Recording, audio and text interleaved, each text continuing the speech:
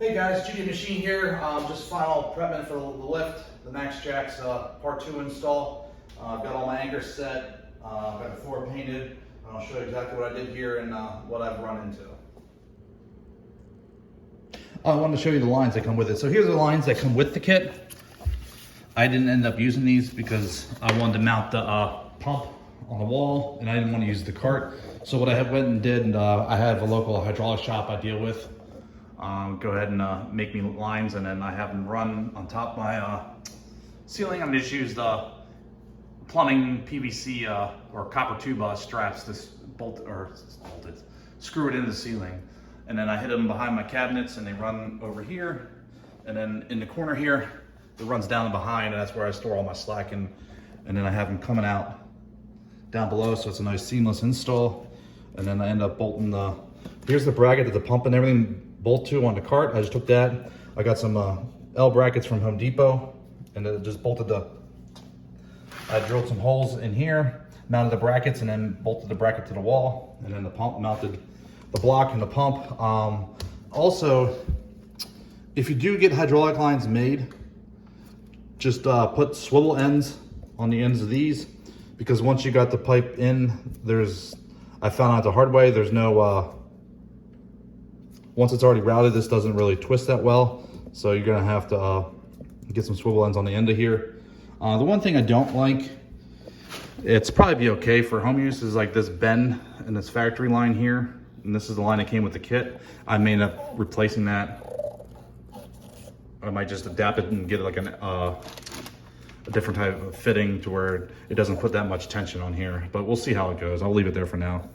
And then I filled the reservoir, bled the system out, and I've already tested it to where it works okay. And I just wanted to make sure all the anchors were okay and then paint the floor before I set it permanently. And then as you can see, the other line runs up behind this cabinet and then comes over here and then straight down. And then I just had the shop put the same style fittings on the end here so they would adapt to the factory quick disconnect.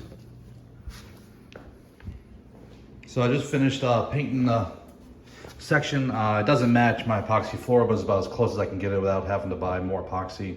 I just didn't want to end up doing that, so I just patched it with some, here I'll show you, some Rust-Oleum concrete and garage floor paint and primer. But it cost me about 60 bucks on Amazon to get it. I figured that was probably the best bet to use, instead of having to pay a couple $100 for the smallest amount of epoxy that I used for my garage floor to cover the concrete and make it look to where it's uniform, even though the color doesn't match. But what are you gonna do? So here's the anchor setup. If I was to do it again, I would definitely use the epoxy anchors. I think they hold in better and I didn't have to fight them. So these back three are the anchors that come with the kit, where they push up and lock in. I had trouble with two of them here where they didn't, the front two here where they wouldn't grab. It just kept pulling up. I cleaned the hole and everything, and it just kept coming up and up and up. My concrete is 5 inches thick. I drilled all the way through it and it just wouldn't grab. So I wasn't satisfied. So I went ahead and bought the epoxy kit from MaxJax and epoxied them in there. Unfortunately, I did 2 on this side and then 1 over there. And I ran out of, since I went through the bottom of the concrete, I probably should have put more concrete down in the hole, or at least some sand or gravel down in there to take up space. I ended up going through 1 tube, and I had to buy another tube of epoxy. Actually, this is the actual widget, which actually makes the kits for MaxJax. Not sure why they don't use this one here from when they ship you the kit with the epoxy anchors. And also the epoxy anchors are 1.5 inches longer than the normal anchors, which I think give you a better solid and more peace of mind of when you set the lift where you don't have any issues. But I would definitely recommend the widget here because it just fits in a normal caulk gun. And here's the tip that came with it, to where you don't need a special caulk gun. It just fits in a normal caulk gun. We do tile, bath, whatever. And what is neat with it, inside of here, it's got a separate pouch which houses the two mixtures. So let me see. So if you can see down in there, there's a little, you can see the plastic in there. There's like a plastic bag that separates the hardener, so it doesn't mix on you, which makes it easier to work with. And being a single part tube with 2 parts in it. But as you can see here, I did have a sample. Yeah, I must have threw it away. Yeah,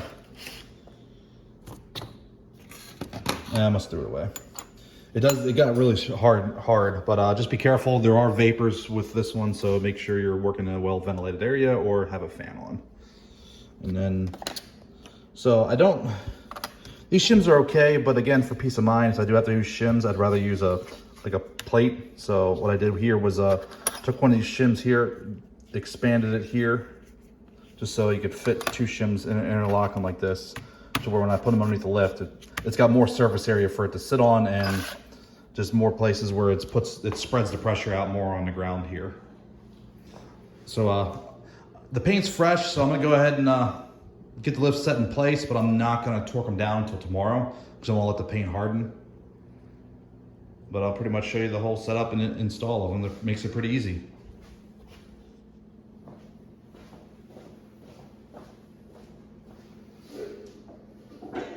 So these are pretty nice to move around with the wheels. They do roll really well. So I'll get it as close as I can with the wheels. Walk it up in there.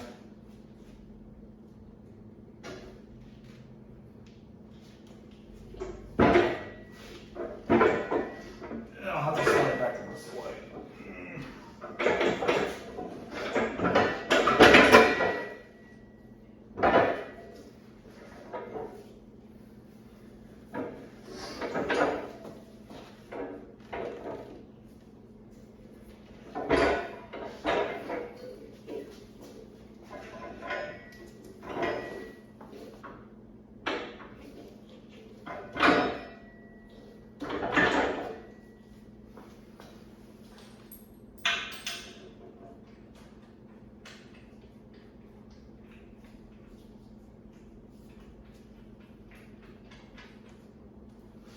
So what I'm doing now is just go ahead and I'll just start the bolts.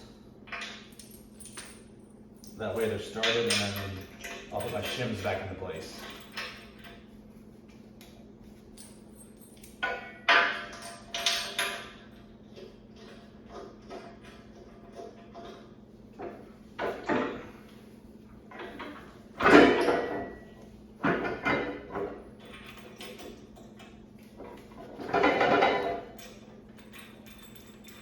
With the long way, it does take a little finesse to get the lift in there right.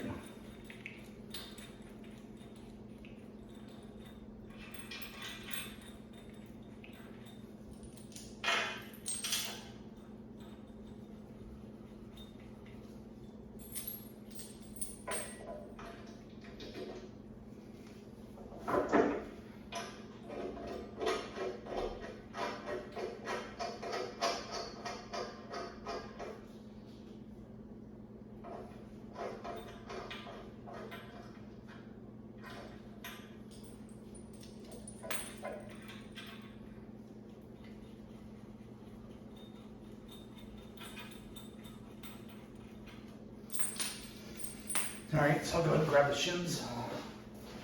So what I did here was use some tape and pretty much put the shims together so it's easy to line them up and get them in there.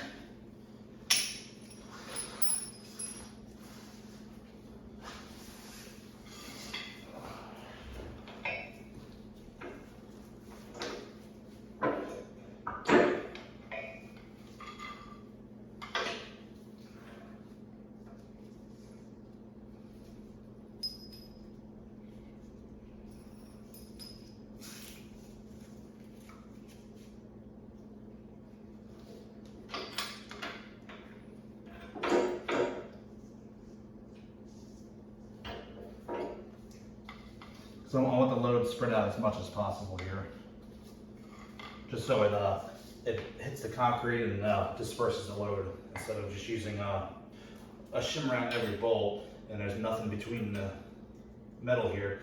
I want to have shims here all over the place.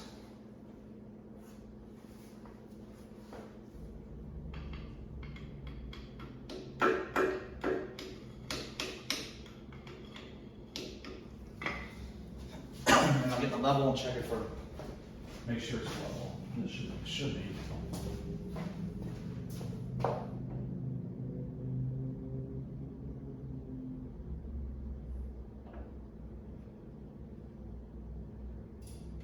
Looks pretty good.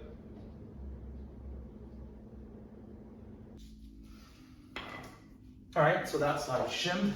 We'll go ahead and put the other side in. All right, we'll go ahead and do the same with this one, but this one will be easier to put in place.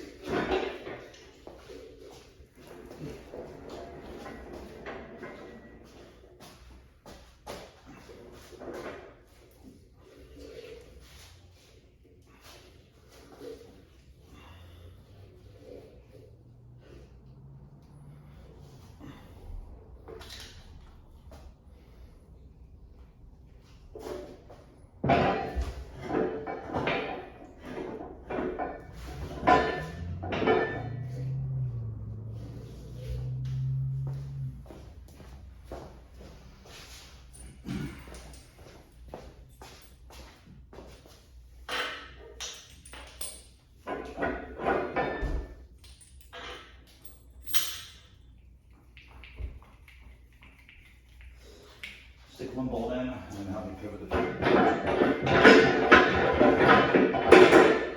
There we go.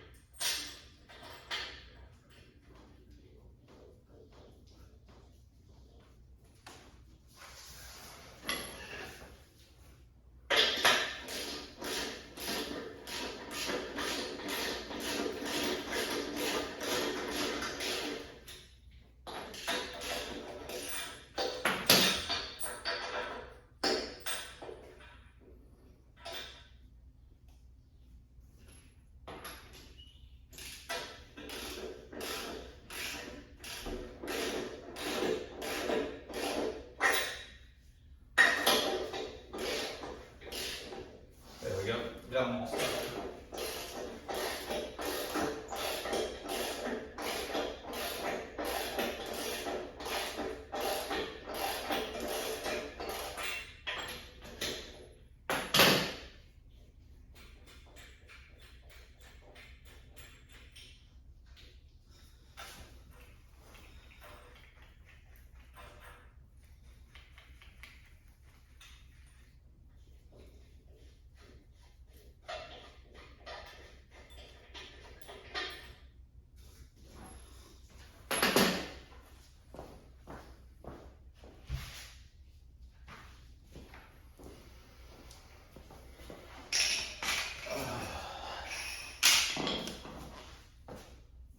My shim's over here.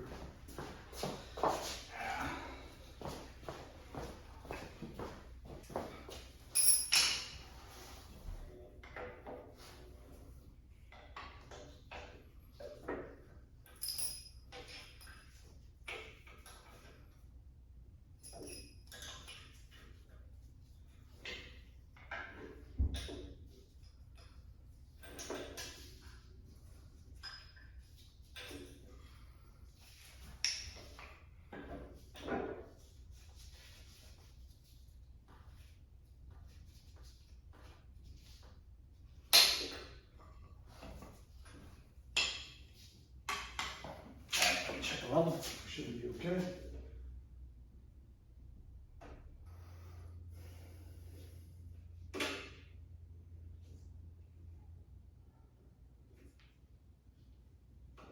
All right, there we go, level. Just took a little manipulation to get it into place.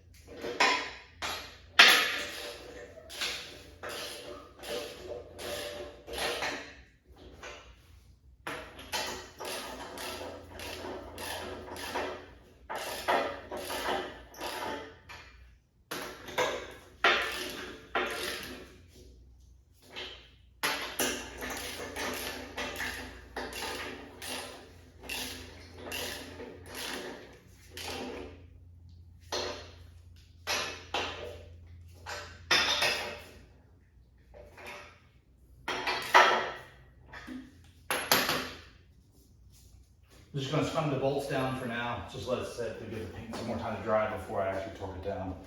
I don't want the paint to get stuck to the bottom of the lift when I pick it up, when I have to move it. All right, good to go. The lift arms are actually easy to put on. I'll show you that next. So the easiest way I found to put the lift arms on, slide the lift arm into the hole here, grab the pin, put it in here, and then pick up on the end. We'll slide it down, and then just manipulate it around a bit until you get the bottom of the slide in.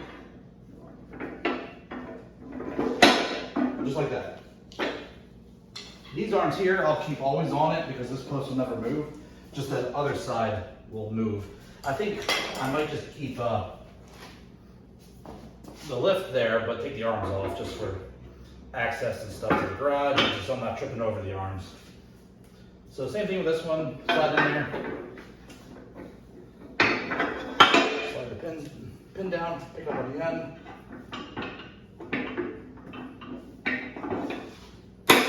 Then the pin falls in. And there's also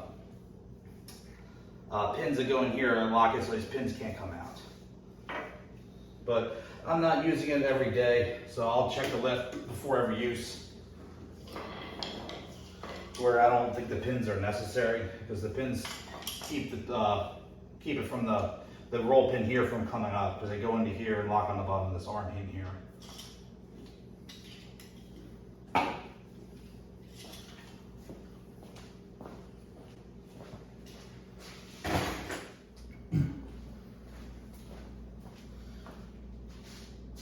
Alright guys, thanks for watching. This is pretty much lift install. Let the paint sit overnight, and then I'll torque it down in the morning, but I know everything torques up. I've already torqued it down once just to make sure there was no movement in the anchors. I'm going to go ahead and use it and give my review here in a couple weeks. Thanks for watching guys, and thanks for subscribing.